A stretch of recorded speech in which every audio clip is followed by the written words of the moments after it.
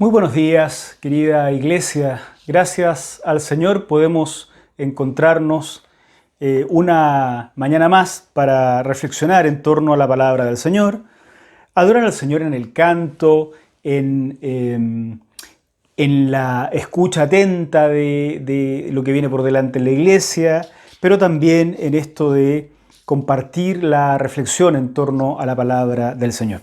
En esta ocasión quisiera invitarlos a buscar en sus Biblias, y también va a aparecer en la proyección, Hebreos capítulo 4, versículos 14 al 16. Hebreos 4, versículos 14 al 16. Dice así: Por lo tanto, ya que en Jesús, el Hijo de Dios, tenemos un gran sumo sacerdote que ha atravesado los cielos, aferrémonos a la fe que profesamos, porque no tenemos un sumo sacerdote incapaz de compadecerse de nuestras debilidades, sino uno que ha sido tentado en todo de la misma manera que nosotros, aunque sin pecado. Así que acerquémonos confiadamente al trono de la gracia para recibir misericordia y hallar la gracia que nos ayude en el momento que más la necesitamos. En los versículos anteriores que han sido predicados en domingos anteriores, domingos pasados, se nos proponía esforzarnos para entrar en el reposo del Señor, para no quedarnos, estar atentos, para no quedarnos, especialmente abriéndonos a esta palabra de Dios que se nos decía más cortante que toda espada de dos filos, que es Cristo. Esta apertura a Cristo, este abandonarse a la acción de Cristo en nosotros, nos deja desarmados, porque se revela nuestra insuficiencia, nuestra fragilidad, nuestro pecado. Entonces, es legítimo preguntarse cómo vincularnos con Dios. En tal nivel de insuficiencia, ¿cómo vincularnos con Dios? Y el texto que hoy vamos a analizar responde a la pregunta. Tenemos un mediador perfecto. Quisiera expresar esta idea o desarrollar esta idea a partir de tres características de esta mediación de la que estamos hablando. Una mediación perfecta porque tenemos un mediador perfecto. En primer lugar, se trata de la mediación del propio Hijo. Miren el versículo 14. Por lo tanto, ya que en Jesús, el Hijo de Dios, tenemos un gran sumo sacerdote que ha atravesado los cielos, aferrémonos a la fe que profesamos. Jesús, el Hijo de Dios, presentado como un gran sumo sacerdote.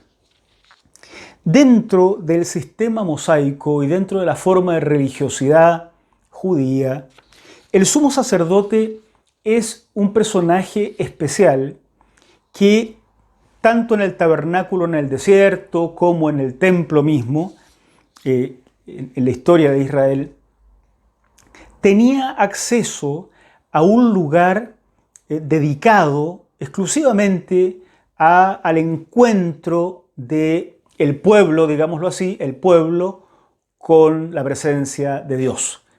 Pero el pueblo se encontraba con esta presencia de Dios en este lugar en particular únicamente a través de la mediación del sumo sacerdote. Solo el sumo sacerdote entraba a ese lugar para ofrecer sacrificios de tal manera que el pueblo termine vinculado con Dios. Entonces los pecados del pueblo eran perdonados, depositados en este sacrificio, y entonces el pueblo volvía a tener comunión con Dios hasta que continuara en pecado, lo que era muy pronto después de esta misma ceremonia. Este era el rol del sumo sacerdote: terminar el muro del pecado que separaba o impedía la vinculación del pueblo con Dios. Después de la acción del sumo sacerdote, el pueblo terminaba vinculado con Dios. Jesús es presentado acá con este rol. No es difícil entender que tenemos al sumo sacerdote haciendo lo que hacía el sumo sacerdote de la antigüedad, solo que Jesús es presentado de esta manera, o sea, eliminando el pecado del pueblo para vincularnos con Dios. Este sumo sacerdote es presentado como el Hijo de Dios. Jesús, en su rol de sumo sacerdote, no es ajeno a Dios. Ya se nos ha dicho en versículos anteriores o en textos anteriores que hemos predicado también, que Jesús atiende la casa de Dios no como un funcionario, no como perteneciente de la casa, sino como el Hijo, el heredero de todo o el dueño de todo. Así es que este que ejerce el sumo sacerdocio en esta nueva economía, en esta nueva administración de las cosas, iniciada con Jesucristo, es el Hijo. No es cualquiera, es el Hijo, respecto de su propio Padre, quien nos vincula con Él. De Él se dice que atravesó los cielos. No está en un santuario terrenal, sombra o símbolo o imagen de lo verdadero, sino que ejerce su ministerio de vincularnos con el Padre de forma inmediata al Padre mismo. Cruzó los cielos y se establece junto a Dios. Vamos a hablar de esto algunos domingos más adelante. Por lo tanto, aferrémonos a la fe que profesamos. Esto es muy interesante porque muchos de estos primeros cristianos que probablemente forman parte del grupo a quien la epístola a los hebreos escribe, probablemente habrán pensado que en esta práctica de seguimiento a Jesús hay mucho espacio para cometer errores. No hay castigos severos frente al incumplimiento de tal ordenanza. Es probable que ni siquiera hayan percibido la existencia de ordenanzas, tomando en cuenta que lo que se les pide es el abrazo a Jesús y no el sometimiento a pautas terrenales. Entonces habrán posiblemente pensado, no hay futuro en este seguimiento de Jesús. En esta fe que profesamos no tenemos la esperanza de ganarnos el vínculo con Dios. Vamos a desarrollar esto un poquito más adelante, pero ahora nuestro autor dice, producto de que Jesús es nuestro sumo sacerdote que cruzó los cielos, retengamos la fe. Mantengámonos firmes en esa fe que profesamos, en esa que dice que hay que abrazarse de Jesús y no tomar los caminos alternativos. En segundo lugar, se trata de una mediación empática. El mediador puede ponerse en el lugar de quienes necesitamos de esta mediación, de quienes somos los pecadores. Miren el versículo 15. Porque no tenemos un sumo sacerdote incapaz de compadecerse de nuestras debilidades, sino uno que ha sido tentado en todo de la misma manera que nosotros, aunque sin pecado. Ya se nos ha dicho que en su humanidad Jesús está habilitado para conocer las fragilidades de la vida humana y aún así no se avergüenza de llamarnos hermanos. En su calidad de sumo sacerdote, entonces Jesús no está ahí sin entender la dimensión de nuestro pecado. Él ha sido tentado en todo igual que nosotros, pero sin pecado. La ausencia de pecado en el sumo sacerdote era muy relevante. En la tradición judía o en las disciplinas mosaicas, este sumo sacerdote no podía presentarse ante Dios si en él había algún pecado. No podía, estaba impedido. Por lo tanto, el vínculo con Dios estaba permanentemente en riesgo, permanentemente. Dependía absolutamente de que otra persona, igual que todos nosotros, pudiera presentarse sin pecado en ese lugar especial, el lugar santísimo, ante la presencia de Dios. Es súper importante todo esto. Jesús, a diferencia de cualquier sumo sacerdote humano y a diferencia de todos nosotros, él, frente a la tentación, no cometió pecado alguno. En tercer lugar, se trata de una mediación de brazos abiertos. Miren el versículo 16. Así que, acerquémonos confiadamente al trono de la gracia para recibir misericordia y hallar la gracia que nos ayude en el momento que más la necesitemos. El trono con el que se nos vincula a través de este sumo sacerdote Jesús, el Hijo de Dios, sin pecado y que traspasó los cielos, es un trono caracterizado por la gracia. Esto no debió ser común. Imaginen ustedes lo que significa vivir en esta época en el Imperio Romano. El trono, el gobierno del imperio está en Roma. La Pax, así llamada Pax Romana, se ha impuesto a sangre y fuego. La espada lo domina todo. El trono no ha de ser visto o no habría de ser visto como un trono de gracia. El trono al que somos invitados a acercarnos confiadamente es un trono caracterizado por la gracia. La gracia es aquello que se da sin que el otro o la otra merezca que se dé. Frecuentemente se define como un favor no merecido y en efecto es eso. Es algo que se otorga sin que aquel o aquella que lo recibe lo haya merecido. Hablamos de algo que se da por pura gracia cuando no lo compramos, cuando no lo merecemos. El trono al que nos vincula este sumo sacerdote Jesús es el trono de gracia. Y lo que encontramos ahí en ese trono de gracia no es espada, ni fuego, ni ira, ni castigo, ni reproche, es misericordia y gracia.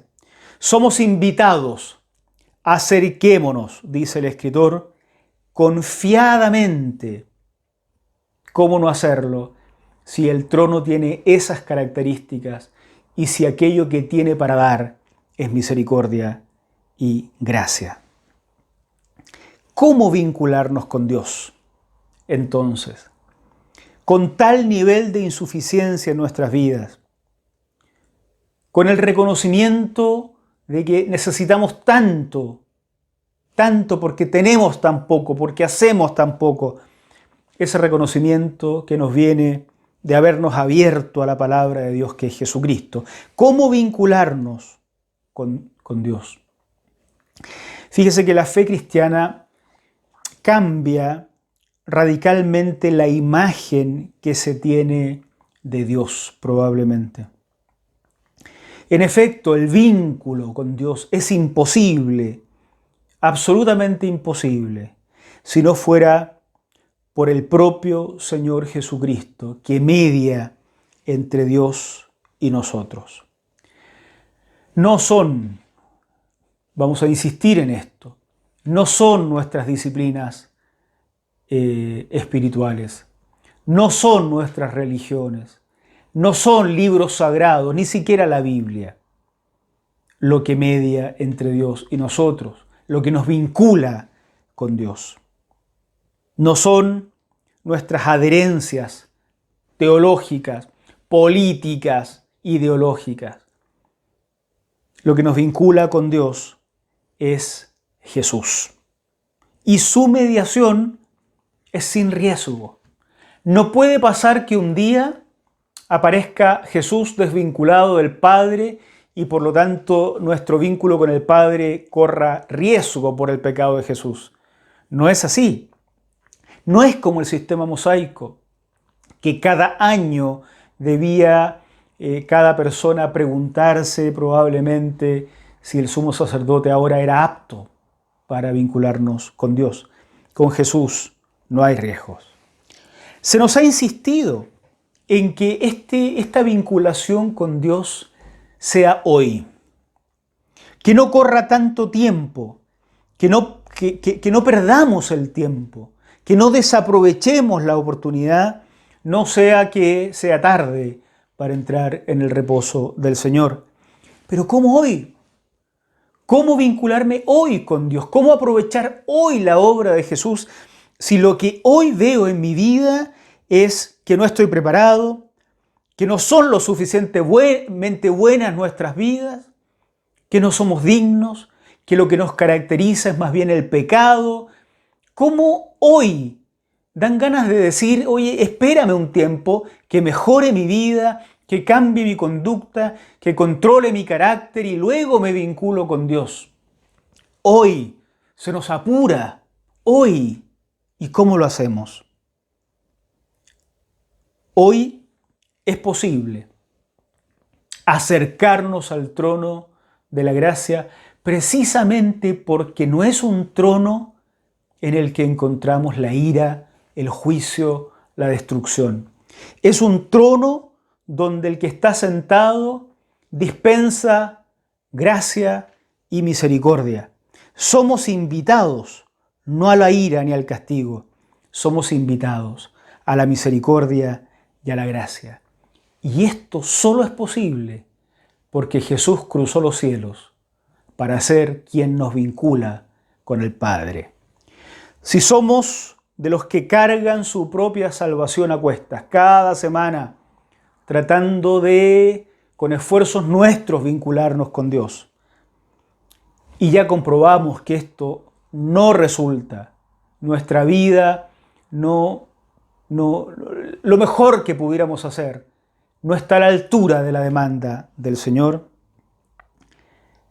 ahí mismo, donde hoy estamos escuchando esta reflexión, en nuestros hogares, en la intimidad de nuestra propia soledad con Dios, en nuestra interioridad, sin más testigos que Dios y nosotros, podemos ponernos de rodillas, no ante un altar de un templo, no ante un altar físico, sino ante el trono que dispensa misericordia y gracia al que ahora tenemos acceso.